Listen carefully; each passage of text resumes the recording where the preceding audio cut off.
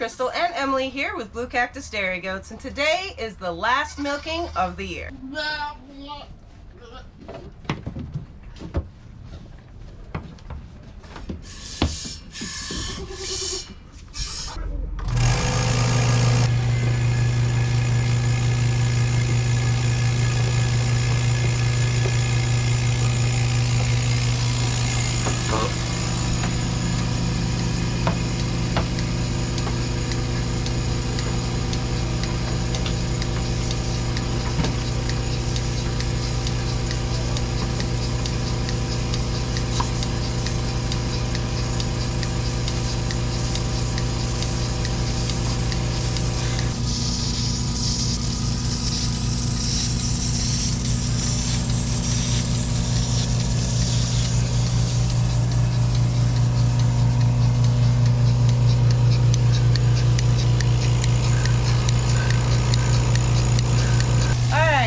So at this point in the year, we have been milking for 6.5 months, 193 days, totaling 386 milkings, and it takes us about an hour per milking twice a day. So that's about 386 hours of milking.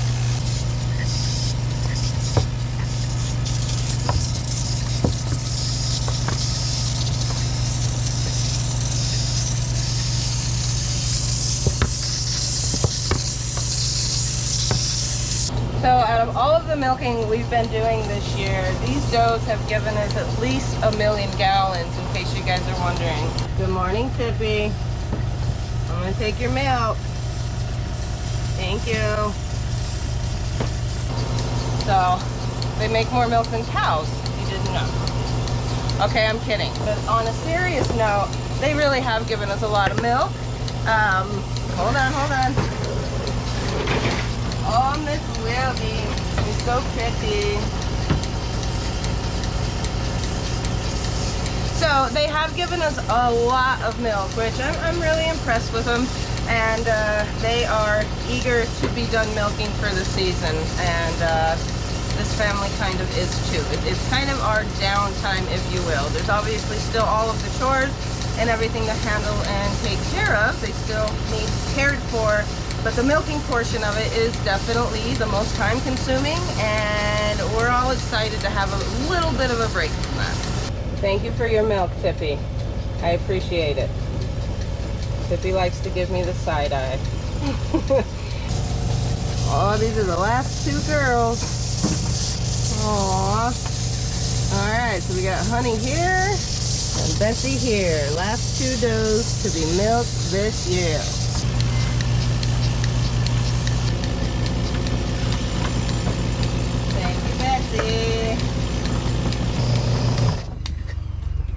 Okay, so it's a little weird, guys. We put so much time and effort into milking these does every single day, twice a day, and now it is done. So for this year, no more milking the does. What do you think, Mayo? Are you gonna be happy? Yeah, a little bit. Oh, Mia, you did so good as a first freshener. Yes, you did. Those judges loved you. Yes. And Pepper. You're a little stinker, Pepper. How about you, Lily? That's it? Yep. Oh, Abilene. Abilene goes in and out of loving, hating, being milked. Some days she's loving it, and some days she ain't having it. So you don't have to worry about it anymore this year, girl, okay? Yes, pretty girl. What, Cassie?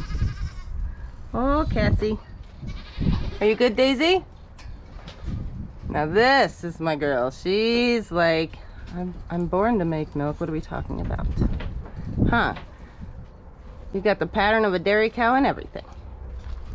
All right, Ray. You're too cute. And Tippy, yep, I'll have to start asking permission for your milk next year, huh? Wildy, pretty girl. All right, honey, that's it. And beautiful Bessie. All right, you girls done? Heck yeah.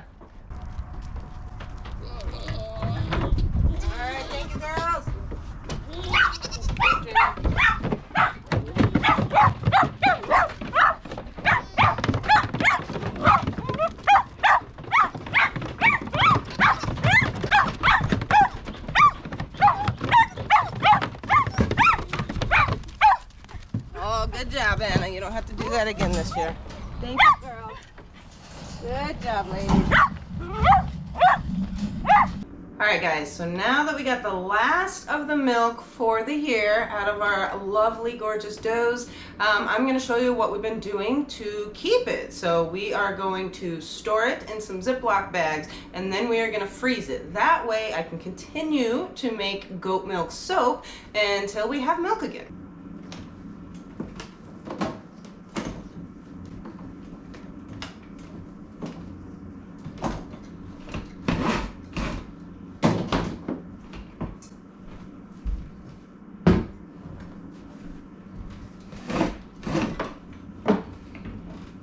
So this is what the remaining 12 does that we've been milking have given me this morning. Now since we got back from the show, they have dropped in milk, and you know, obviously you bag them up, you put them on the road, things like that, and I could get them back up to milk, but it's that time of year, of course, again, that we are drying them up. So typically they'd give 2 gallons. Right now they're giving about 1.5 gallons, which I will take. So we're gonna take this awesome fresh milk and we are gonna pour it into these Ziplocs. Okay, so a little pointer, what I found with the Ziplocs, some of them just have this single layer here, and then some of the Ziplocs actually open up so they can kind of just sit on the counter. I do not prefer those. I don't prefer those for piping, nor do I prefer those for storing my milk in freezer bags. So just a tip. They don't sit right. They're a little wonky once they freeze and so forth. So here we go.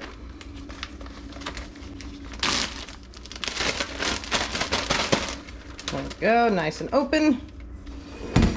And carefully pour your milk in.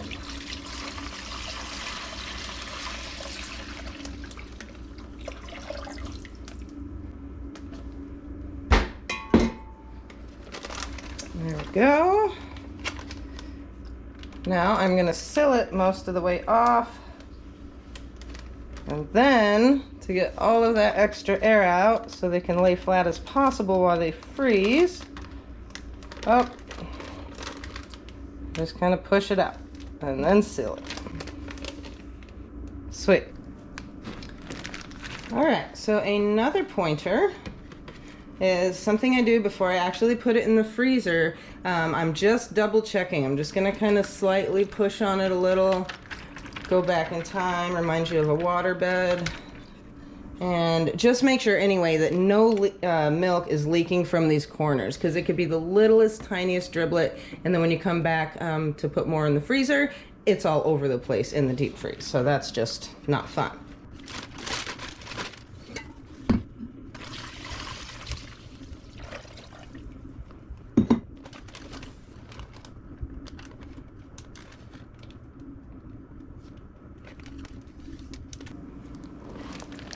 All right, now let's check this one.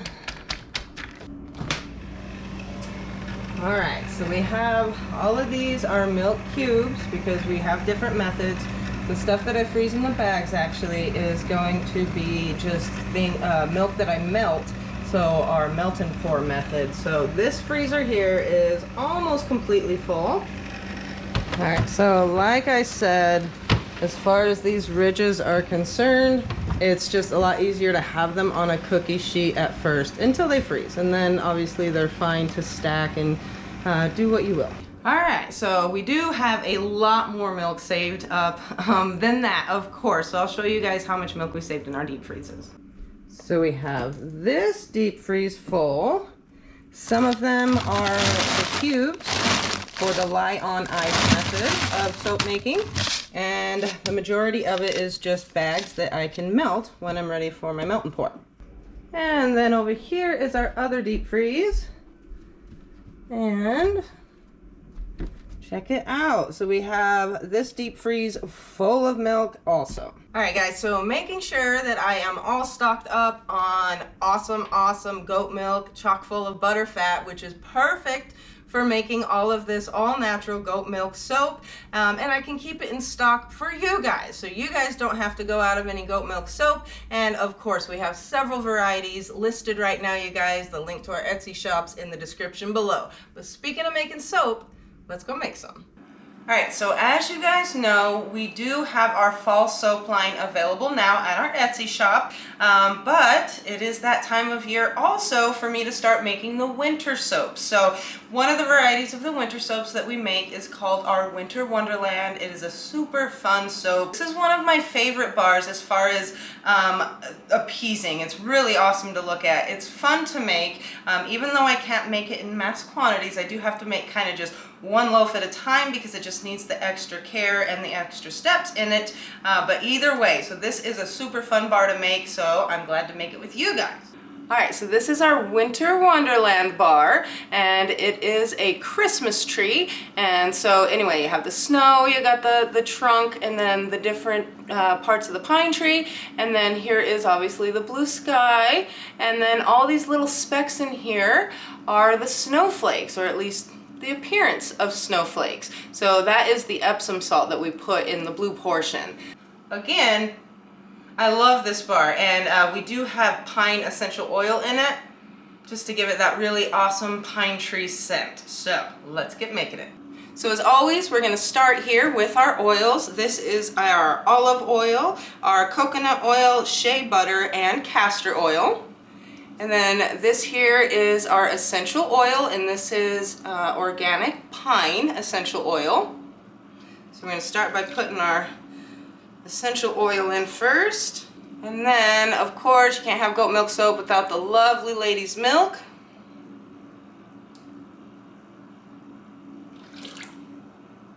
There we are. All right, so now all I'm going to do is let's blend the milk and oils together really, really good. Just kind of tilt it.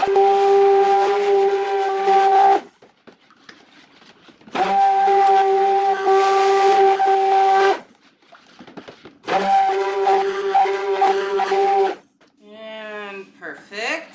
So this soap does have quite a few different natural ingredients in it. So we have a little bit of cocoa here, some spirulina, which you guys know I love spirulina, some white kaolin clay, and then we have just a little bit of indigo, and of course our Epsom salt. Now that I have my milk and oils all mixed up and blended perfectly together, this is at the point where we're going to add the lye. So this, in a lot of the soaps, I would add the lye and then emulsify it or blend it. But for this particular soap, because it's going to get thick on me too quickly if I do start blending it, I'm just going to pour it in here. I'm going to show you guys. I'll stir it up until it changes different color and I can tell that the lye and the oils are all incorporated. And then I'm going to pour it into the containers and blend there. It just saves me just a little bit more time to get the soap done before it's thick. So pouring the lye over my stick blender.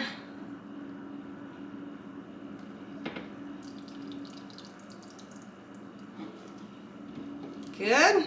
Now, if you guys can see this color here, it's a super light color, right? Now, I do need the lye and the oils to be blended together, so I'm not going to emulsify it like I said, but instead, and you guys are going to be able to see this color change, or at least I hope the camera's good enough, because I can see it clear as day. And then here in just a second, the lye and the oils, you'll start being able to see that it's visibly mixed together. And so again, this is just saving me a little more time, because once you start blending it, that's when it's going to start getting super thick on you as quickly as it feels like. And then sometimes you just won't have enough time for those particular soaps where you're trying to do a design or something like I'm trying to do and make a Christmas tree. So, there. That is all blended in. It is mixed together. Now at this stage, it's not going to turn into soap because we didn't emulsify it. But again, I can tell it's all mixed together, and then we are going to blend it once it's in the containers with the additives. All right, so I'm going to get this blender to the side here. Get it out of my way so I don't knock it over. All right, get this out of the way for a second. Okay, now my additives. So I need different amounts, so I have different size containers. And here we go. Save some for the indigo.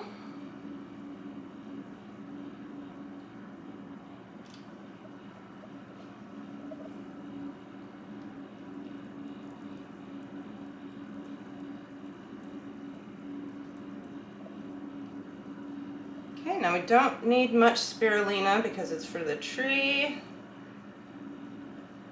So as far as the cocoa goes, I am going to blend some of the white and then put it into the cocoa because it's such a small amount I need. I can't emulsify it in this small container. Okay, now per usual, I'm going to go light to dark. So right now my first is going to be white because that is the lightest additive that we have. I don't want to blend too much here. I'm going to blend just until completely mixed together. The white kaolin and the milk and oils here. Here we go.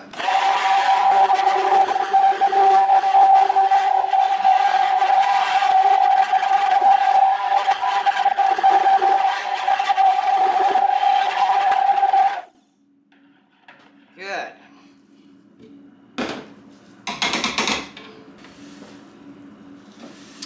All right, so just a tiny bit, literally not even really a half a cup.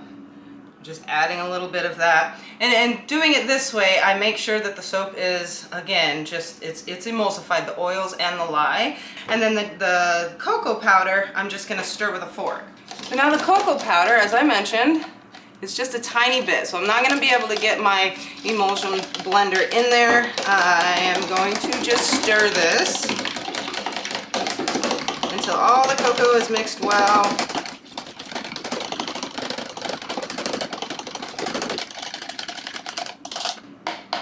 There we go. See? Just like that. And before I blend anything else, what I'm going to do is add just a little bit of this white to the bottom. You can already tell it's getting thick. Happens fast, guys. Alright, so just a little more than that. Good. Okay. I'm going to put this to the side.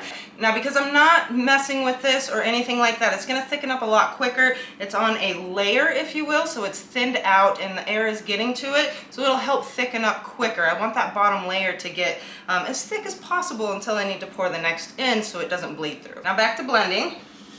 So next is going to be the blue.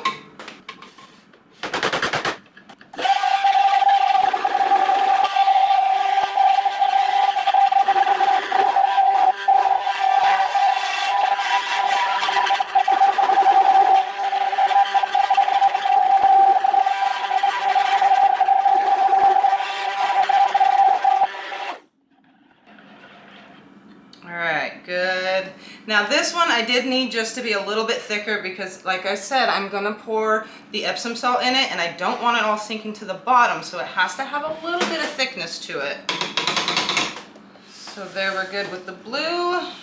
And there we go. Now the spirulina.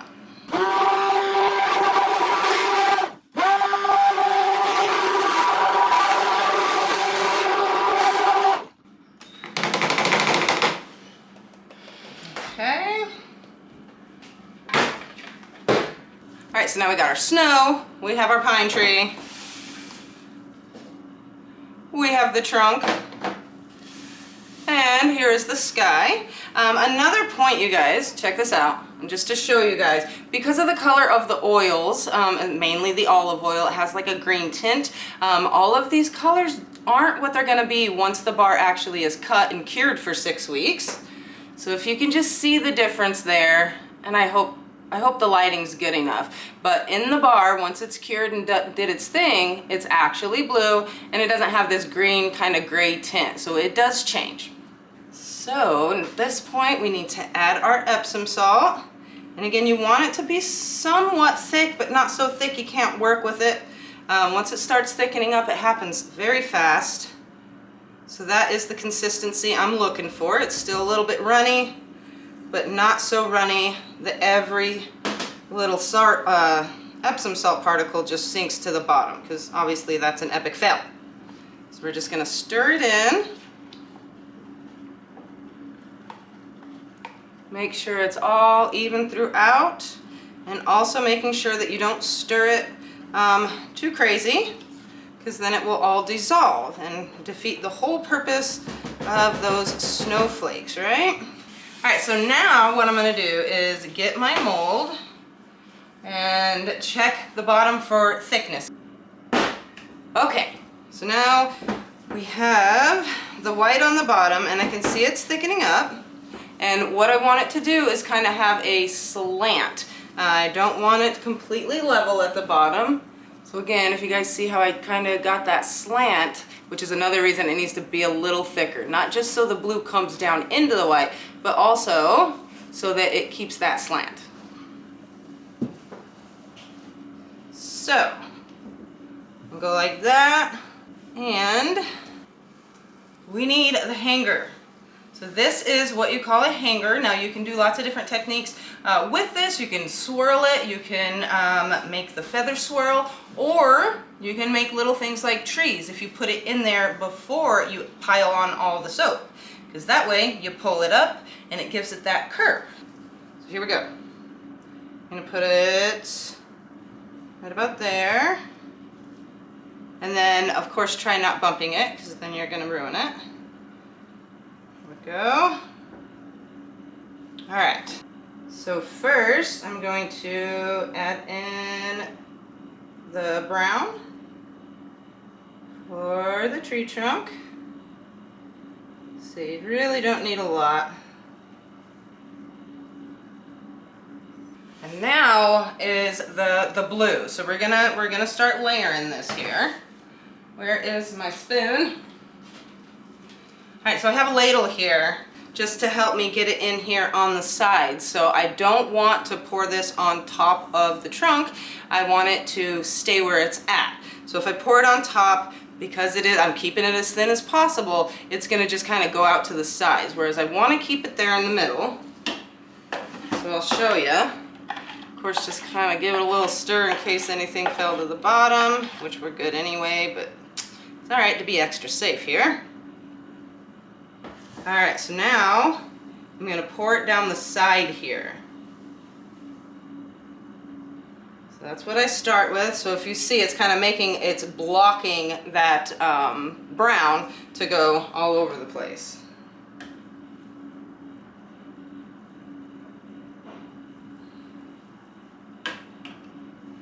Now the other side.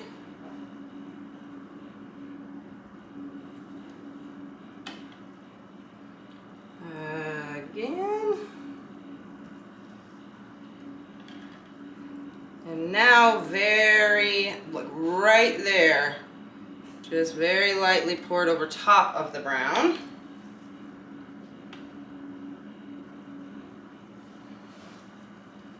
And it is all right if it moves around a little, obviously. This isn't supposed to look like perfect or anything like that. It should look rustic. That's kind of what I'm going for. You'll see the molds or those pretty Christmas trees that when people make the soap, and they'll have the pretty perfect Christmas tree in the middle, and those are super pretty by all means. But that's not kind of what I'm going for. I'm not looking for the mold or the exact replica of a Christmas tree. I just kind of want it to look rustic, and this is perfect for it. So now I'm just going to spread out that blue a little bit so it's all the way across the mold here. And now the Christmas tree. So if you guys see, this is already thickening up on me, so I am going to use my spoon. So I'll show you here. So again, looking for the same area, but just a little bit wider than the trunk. And I need 3 layers of this green, so I can't go crazy with it. Gotta make it last for 3 layers, which seems to always be what gets me, because I always feel like there's not enough on the bottom layer, and then by the time I get to the top, I'm like, oh no, I hope I don't run out.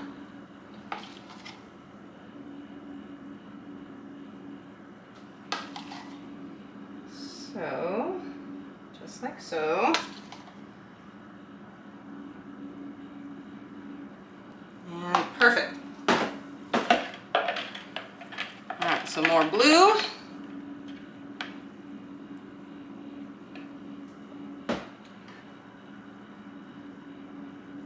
Kind of going in on the sides again.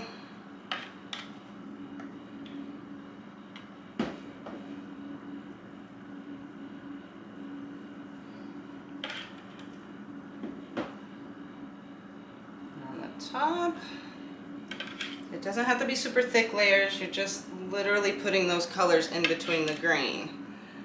Otherwise it'll just be a blob of grain and not look like a pine tree at all.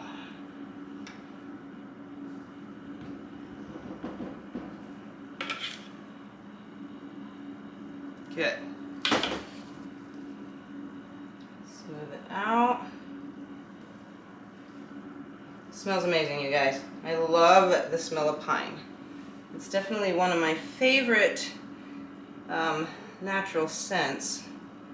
So essential oils, rather. All right, now I just need to do that 2 more times.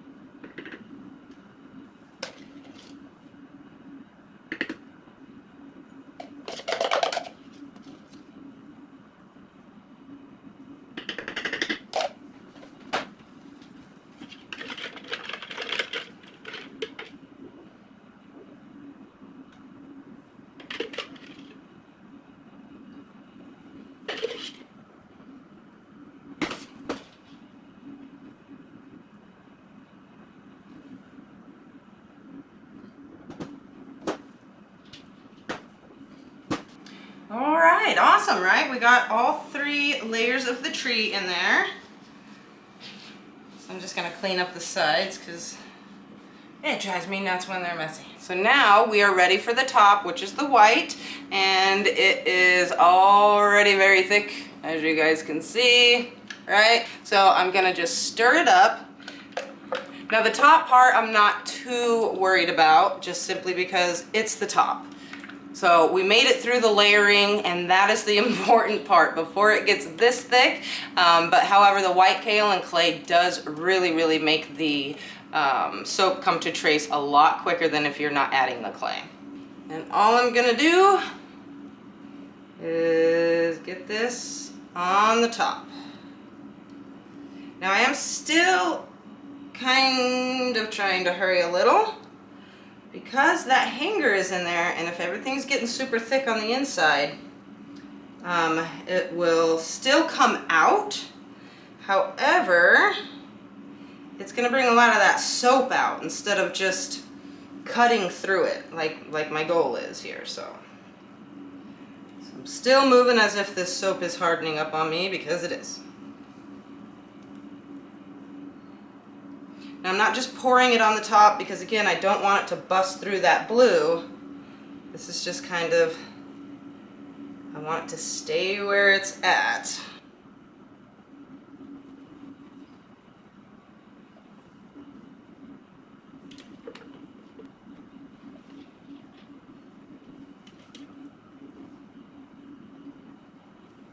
All right, awesome. So now all of that is on top. Now I am gonna just smooth it over gently. Just kind of even it out. Pat it down a little, just make sure there's no air bubbles in between the blue and the white.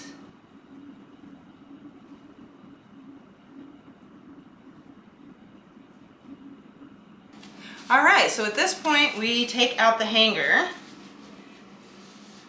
Just wipe that down, even though I'm gonna do it again.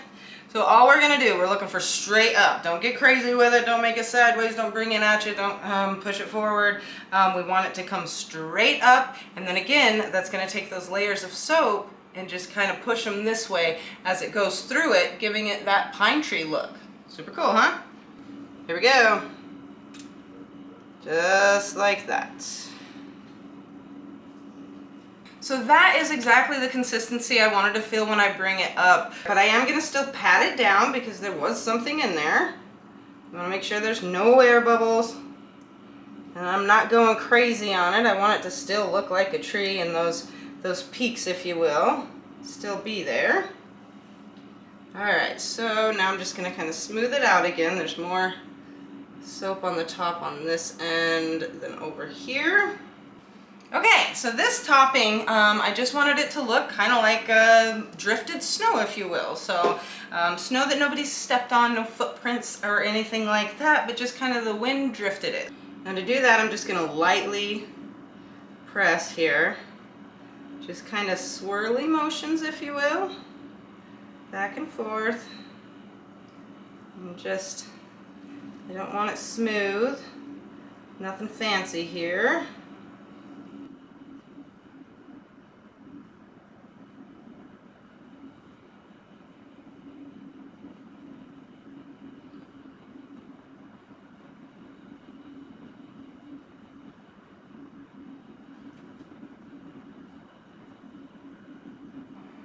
There.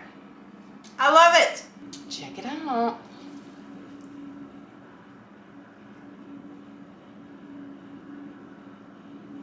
And that is it, you guys.